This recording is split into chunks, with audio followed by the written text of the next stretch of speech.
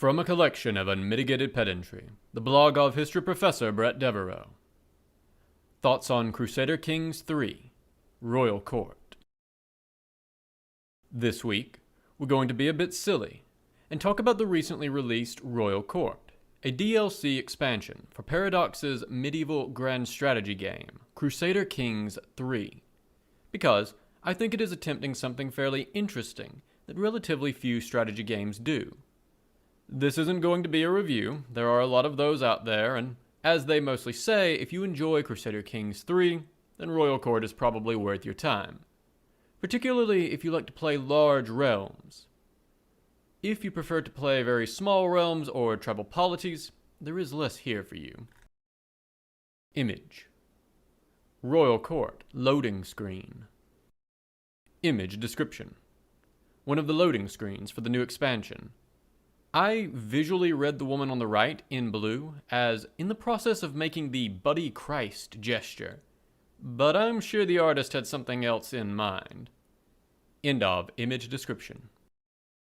What I think is interesting here is the way that the expansion attempts, and to a significant degree succeeds, to direct the player's attention much more to the typical job of being king, or indeed lesser nobles as well, but only kings and above have courts in Royal Court. The main new feature is the aforementioned Royal Courts. Kings and emperors establish courts which play host to new events. Based on how grand your realm is, your vassals will expect your court to be relatively fancy. You can achieve this grandeur through fancy stuff, artifacts displayed in the court, or fancy amenities, or both. Amenities cost money, and so rulers have to put meaningful financial power behind keeping up appearances. Vassals and subjects may then come and hang out as guests in your court, creating events and interactions. All of these things, your court's grandeur, or lack thereof, and your court activities, have opinion impacts with your subjects and vassals. I think this is actually a great set of mechanics and systems that do, in fact, express a lot of the tasks of what doing kingship actually looked like. Frankly, in a much better way than a lot of medieval and medieval fantasy popular culture tends to do. I saw one player review complaining that all they had done was add a lot of busy work, and I couldn't help but chuckle. Yes, that's the point. But I actually think the busy work is pretty well crafted, all told. Kingship and Legitimacy. All of this goes to the nature of kingship. As I hammer home to my students, no one rules alone, and no ruler can hold a kingdom by force of arms alone. Kings and emperors need what Hannah Arendt terms power, the ability to coordinate voluntary collective action, because they cannot coerce everyone all at once. Indeed, modern states have far, far more coercive power than pre-modern rulers had. Standing police forces, modern surveillance systems, powerful administrative states, and of course, even then rulers must cultivate power if only to organize the people who run those systems of coercion. How does one cultivate power? The key factor is legitimacy. To the degree that people regard someone or some institution as the legitimate authority, the legitimate ruler, they will follow their orders mostly just for the asking. After all, if a firefighter were to run into the room you are in right now and say, "Everybody out!" chances are you would not ask a lot of questions. You would leave the room and quickly. You're assuming that they have expertise you don't. A responsibility to fight fires, may know something you don't, and most importantly, that their position of authority as the person that makes sure everything doesn't burn down is valid. So you comply, and everyone else complies as a group, which is, again, the voluntary coordination of collective action. The firefighter is not going to beat all of you if you refuse, so this isn't violence or force. Which is power. At the same time, getting that compliance for the firefighter is going to be dependent on looking the part. A firefighter who is a fit-looking person in full firefighting gear, who you've all seen regularly at the fire station, is going to have an easier time getting you all to follow directions than a not particularly fit fellow who claims to be a firefighter but isn't in uniform and you aren't quite sure who they are or why they'd be qualified. The trappings contribute to legitimacy, which build power. Likewise, if your local firefighters are all out of shape and haven't bothered to keep their fire truck in decent shape, you, as a community, might decide they've lost your trust. They've lost legitimacy, in fact. And so you might replace them with someone else who you think could do the job better. Royal power works in similar ways. Kings aren't obeyed for the heck of it, but because they are viewed as legitimate and acting within that legitimate authority, which typically means they act as the chief judge, chief general, and chief priest of a society. Those are the three standard roles of kingship, which tend to appear in some form in nearly all societies with the institution. The situation for monarchs is actually more acute than for other forms of government. Democracies and tribal councils and other forms of consensual governments have vast pools of inherent legitimacy that derives from their government form. Of course, that can be squandered, but they start ahead on the legitimacy game. Monarchs, by contrast, have to work a lot harder to establish their legitimacy, and doing so is a fairly central occupation of most monarchies, whatever their form. That means, to rule effectively, and perhaps most importantly, stay king, rulers need to look the part, to appear to be good monarchs by whatever standard of good monarch the society has. In most societies, that has traditionally meant that they need not only to carry out those core functions, chief general, chief judge, chief priest, but they need to do so in public, in a way that can be observed by their most important supporters.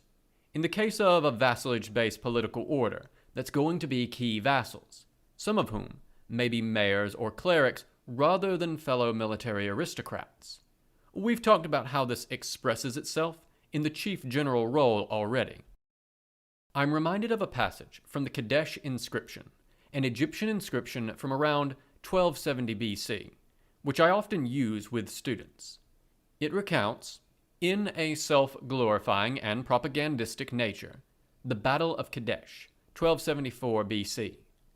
The inscription is, of course, a piece of royal legitimacy building itself, designed to convince the reader that the pharaoh did the chief general job well. He did not in the event, but the inscription says he did. What is relevant here is that at one point, he calls his troops to him by reminding them of the good job he did in peacetime as a judge and civil administrator, the chief judge role. Translation from M. Lichthein, Ancient Egyptian Literature, Volume 2, 1976. Quote, "Did I not rise as lord when you were lowly, and made you into chiefs," read nobles, elites, "by my will every day? I have placed a son on his father's portion. I have banished all evil from the land. I released your servants to you, gave you things that were taken from you. Whosoever made a petition, I will do it, said I to him daily. No lord has done for his soldiers what my majesty did for your sakes." End quote. This is a side of kingship that few games address in any real depth. Most strategy games focus almost exclusively on the military responsibilities of the king, to the exclusion of most everything else. While RPGs that put the player in a position as ruler, Neverwinter Nights 2, Pillars of Eternity, Pathfinder Kingmaker, and Pathfinder Wrath of the Righteous all come to mind, usually only have a handful of disputes for you to resolve, most of which typically tie back into the main story and your wandering adventures. There typically isn't a point where you have to just sit down and spend a whole day judging cases or working through the intricacies of the contractual obligations of your land tenants, even off-screen. Credit for the exception to the amazing and underappreciated Tyranny, where the character represents the king as a sort of itinerant judge, and absolutely gets asked to resolve these kind of disputes. Image. Ruler creation screen from Royal Court. Image description. I tend to use the ruler creator to make custom dynasties. In this case, the gens pedagoga, from the closest Latin to pedant, pedagogus, in the feminine form because the name of Roman gentes take the feminine. Our crest is, naturally, a black cat. In retrospect, it should have been 2 of them, but I thought that would be too hard to see clearly on the shield. In either case, both Percival and Oliver are common dynastic names. End of image description. Disputes in Royal Court. What Royal Court does well, I think, is in introducing the performance of non-military elements of kingship more fully into the game. And I do mean performance, because remember, you have to be seen to do these things. Which is where the court in Royal Court comes in, because this is precisely the sort of activity, fitting under that chief judge role, that kings had to be doing all the time in order to be acting out the role of good king in a visible way which would encourage legitimacy among their key supporters, mostly other military aristocrats. In the game, this takes the form of the Hold Court button, which you can do every 5 years, which sounds like an absurdly long interval, but the way the game is played actually feels fairly frequent, which triggers 3 petitions, dilemmas that you have to choose a response to.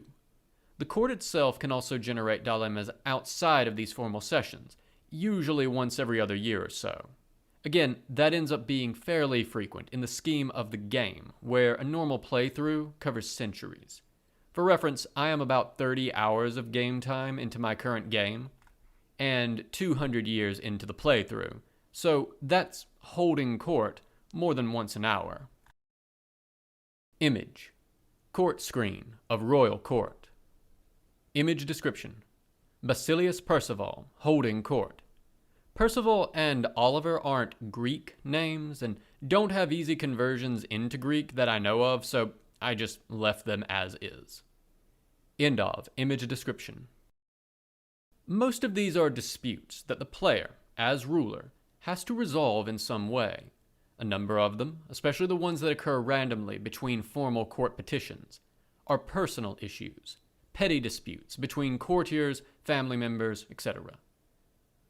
But a lot of them are exactly the sort of disputes that kings and other high nobles are forever dealing with in our sources. Land disputes between vassals, vassals seeking redress for crimes committed by other vassals or their subjects, petitions by common subjects for tax relief or protection, and endless disputes about who got what castle and did they deserve it. Kings were deeply involved in these sorts of legal matters, because as kings, they both set the law and were expected to at least oversee its enforcement. For common crimes, that might mean the king acting as the head of a larger legal system. But of course, for disputes and vassals that occurred above the purview of those judges, the king would have to involve themselves personally. Moreover, of course, for the king to get personally involved and to hear the cases and disputes himself provided an opportunity for the king to be seen doing so, which was important to establishing legitimacy, to look kingly.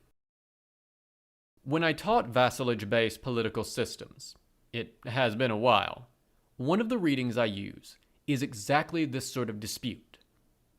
A letter from Hugh IV of Lusignan, detailing his seemingly endless land disputes with his neighbors and demanding that his liege, in this case Duke William V of Aquitaine, do something about them.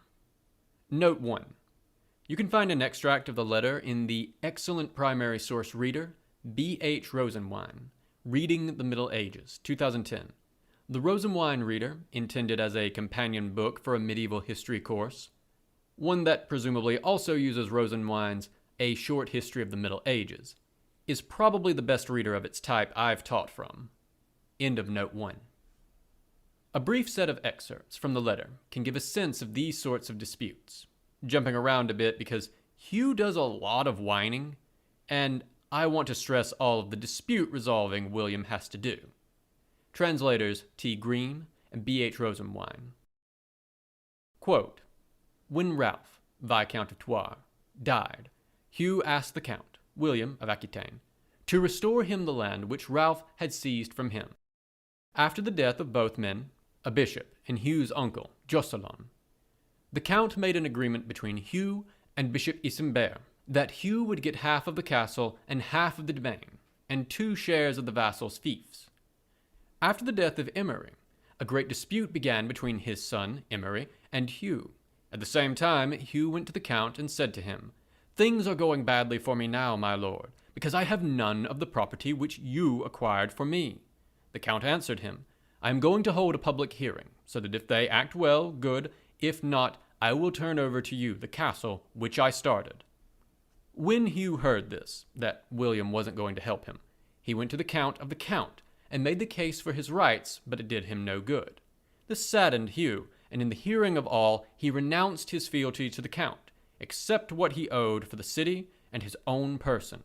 Hugh demanded of the Counter that he return the honor, read fief, of his father, and the other things which belonged to his relatives and to which he had right, and he would surrender the tower he just took from a third party by force, and all the things that he had taken within it.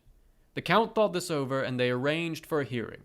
And the Count said to Hugh, "I will not give you those honors which you ask of me, but I will give you that honor which was your uncle's, the castle, the tower, and the entire honor, on the condition that you no longer demand of me that honor which was your father's, or others of your relatives, nor anything which you claim as your right." End quote.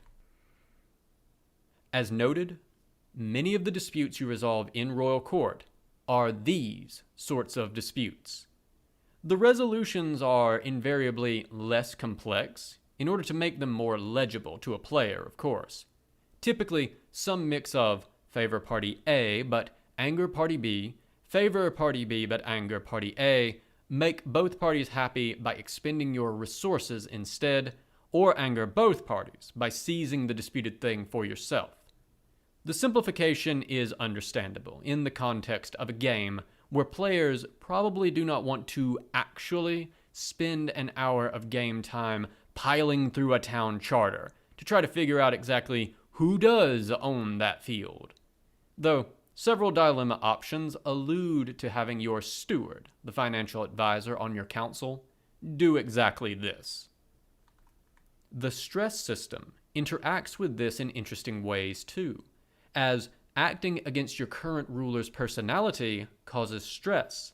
Taking a bunch of stress in 3 rapid-fire dilemmas can have significant negative consequences, a mental break in the game. So, a just character is going to have to try to find just and lawful solutions, even when those are disadvantageous for him, while a greedy character is probably not going to be able to choose the make everyone happy by spending my own money option, even when it is politically or morally the correct call. But, in the broad outlines, holding court works the way it ought. You resolve disputes, and if you are resolving those disputes in line with cultural expectations, which often means using your resources to handle things for your vassals and subjects, that tends to improve your legitimacy, represented in-game by improving your vassals' opinion of you, which in turn makes your realm more stable. High opinion both reduces the risk of dangerous factions forming among your vassals, but also makes tax collection and raising levies easier and more effective. Which is to say that vassal opinion functions exactly like Arentian power ought. The way the new grandeur statistic works in the expansion also goes towards working forms of legitimacy into the game.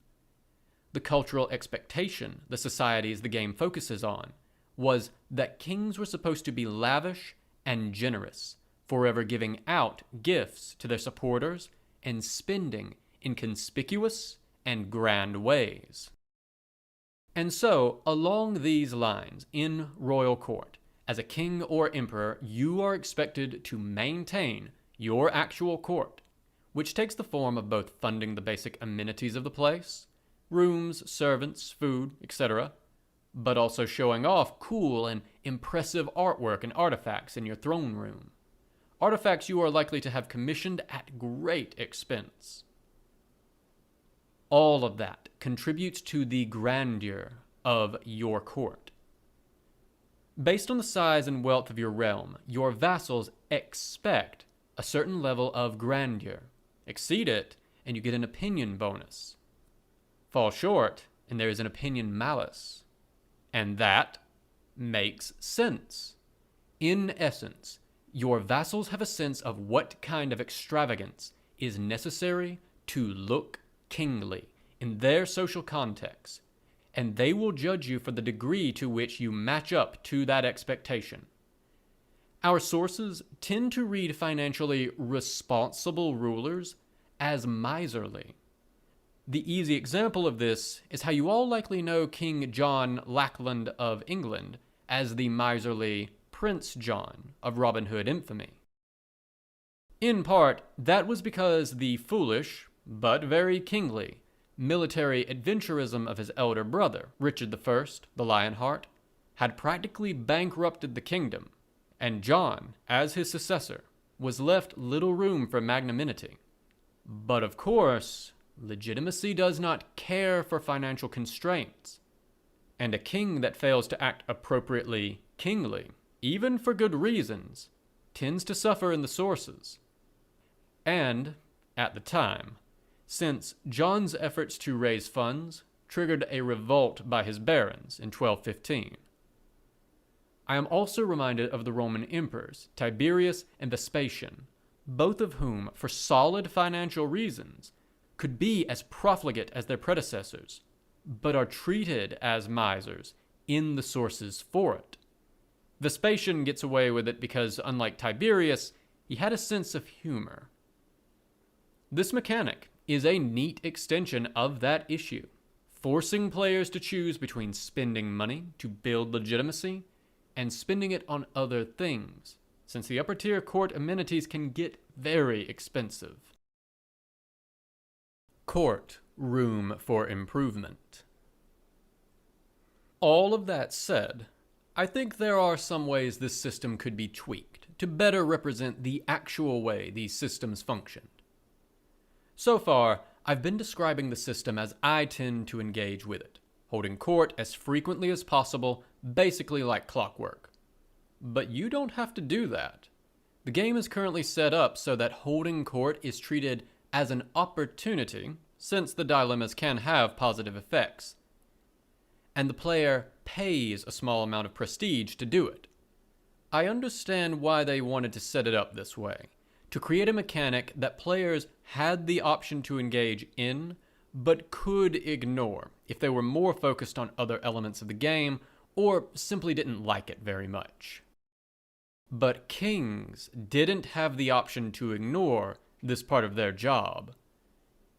Instead of a prestige cost for holding court, I'd probably have designed the system for an escalating vassal opinion penalty the longer the court hasn't been held, reflecting the lost legitimacy from the failure to do this basic royal function. At the same time, there should probably be more dilemmas which put the ruler in a tough spot and create opportunities for vassals to try to corner their ruler into giving them something, leading a player to want to try to balance not holding court formally to avoid giving vassals the opportunity to extract promises against the cost in legitimacy in the long run. That said, from a game design perspective, I can see why they didn't go this way. Making your exciting new feature a chore you try to avoid rather than an option you look forward to is a great way to not sell many copies of your DLC. The other thing I'd like to see tied into this system is a greater sense of cultural differences in how these courts function, which goes back to my original thoughts about the game, that it represented a really interesting foundation but would benefit greatly in the long run from culturally specific or region-specific expansions of the sort that Crusader Kings II got over the years. Right now, the court system does a decent job of modeling how courts worked in the more centralized kingdoms of the later European Middle Ages, or in the East, where there was an established capital where the king had his permanent court. But for much of the Middle Ages, many courts were itinerant, proceeding through the kingdom from region to region, with no permanent center of government. Even after kings established obvious capitals, they might still progress around the kingdom, a king's progress. In both cases, the court went with the king, and that meant dispute resolving where the court went. As a mechanic, it might be interesting to give players a choice between an itinerant court and a centralized one. At a very basic level, the former might give the player the option each time court is held to pick the vassal who plays host, for a big opinion bonus with them, but perhaps also enhancing their ability to scheme against you. And perhaps a modest bonus to realm cohesion, maybe in the form of discouraging vassals joining factions if their region has had the court in it in the last 20 or 30 years.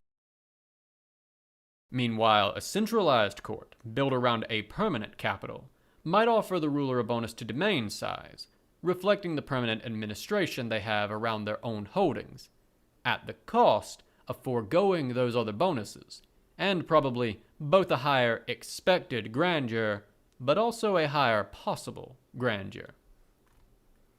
The other opportunity here, I think, is for a lot more culture-specific events. And I hope that as we get those Culture Pack DLCs, which I assume are probably in the development plan for the game, that they build on this foundation. After all, the disputes coming to an Islamic court or a Byzantine court won't be the same as those coming to a French court, both due to cultural differences, but also different political situations. There is an event, for instance, where the clergy demands control over a holy city, in exchange for giving you a relic. This makes sense as, say, the Pope demanding Rome back from a Catholic ruler, but as the Byzantine emperor, working under a system of Caesaropapism, wherein the emperor essentially rules over the church, it makes little sense. Getting those events right without stereotyping would be tricky. My hope here is that Paradox's developers, as they look to develop region-specific flavor packs, might sit down with historians with expertise in those regions and talk through their ideas. I suspect a question like, what sort of wild stuff happened in the Abbasid court, and what kind of disputes were common there, is one that the right specialist could answer from memory, or at least look up fairly quickly. Note 2. Certainly, if you ask that question of me for the Romans, even though I work mostly on the Roman Republic, I could give you an answer pretty clearly, beginning with, grab a copy of Fergus Miller's The Emperor in the Roman World, 1997. How do political institutions function in my period is one of those questions that pretty much any sort of historian has to grapple with. End of note 2. But the cultural specificity will matter because, as I hope I've made clear, the tasks that confer legitimacy were culturally specific. It is all about the ruler fitting their culture's idea of what a good ruler looks like. Just think about the degree to which looking presidential, prime ministerial varies from modern country to country. Image. Royal Court map of the Roman Empire. Image description. Of course, I did. To be fair, a game as the Byzantine Empire, with a ruler-creator dynasty, is a pretty good way to try out the new features, since you need to be an independent king or emperor to have a royal court. End of image description. Likewise, right now there are 4 visual court styles: Western European, Mediterranean, essentially Byzantine, Middle Eastern, and Indian. I can't speak to their visual accuracy, but there are obviously some areas missing there. Most obviously, West African and Eastern European styles, and also a bespoke court style for the steppe. And there's also clearly room for variation within those larger types. One hopes that as we get region-specific flavor packs, they may include options that tie into the distinct architectural and artwork styles of those regions and subregions. But overall, this edition, pushing players at the upper reaches of the nobility to effectively spend money and time building legitimacy through performing royal judgment and spending extravagantly on their elite subjects, is a fairly good expression of how one part of monarchy works, albeit in a fairly gamified form.